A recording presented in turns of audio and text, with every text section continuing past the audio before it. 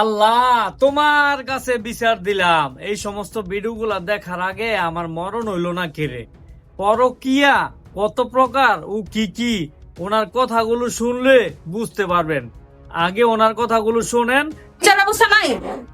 আমি যখন এখানে প্রতিবাদ করতে গেছি, আমার স্বামী আমার ঘুমন্ত অবস্থায় আমার শরীরের কাপড় তুলে, শোনেন আপনারা, আমার শরীরের কাপড় তুলে আমার ঘুমন্ত অবস্থায় সে আমার ভিডিও ধারণ করছে এবং সেটা আমাকে কালকেও দেখাইছে। বলছে তুমি যদি এখানে প্রতিবাদ করো, থানায় যাও, মানুষকে বলো, তাহলে এই ভিডিও আমি ভাইরাল করে দিব।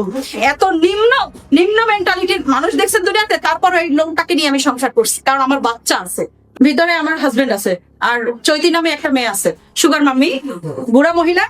আমার মানে এখন আমার টাকা পয়সা নিয়ে আমার জামাই পালা আসছে, সেই টাকা দিয়ে দিনের পর দিন ঘষে মেজে সুন্দরী সেজে এখন বিয়ে বসার পায় তারা করতেছে। কালকে রাতে নাকি আবার মেহেদি অনুষ্ঠান করছে। আমার হাজবেন্ডকে আমি বলছি তুমি বাসায় আসো না কেন, বলে কি আমি আজকে হাতে মেহেদি লাগাইছি, আজকে আমি তোমার সাথে শোবো। এটা কোন ধরনের কথা বলেন? সে এই কথা একটা হাজবেন্ড ওয়াইফকে বলতে পারে? সে কালকে মেহেদি লাগাইছে, সে আজকে আমার সাথে শোবে? আমার বাচ্চা কেন, আমার বাচ্চা বরিশাল গেছিল, সে স্কুলে ভর্তি হবে এই জন্য বেড়াতে গেছে আগে।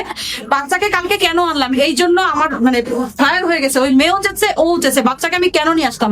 সেজন্য সে বাসায় আসলো না, সারা রাত এই মেয়ের সাথে কাটাইছে।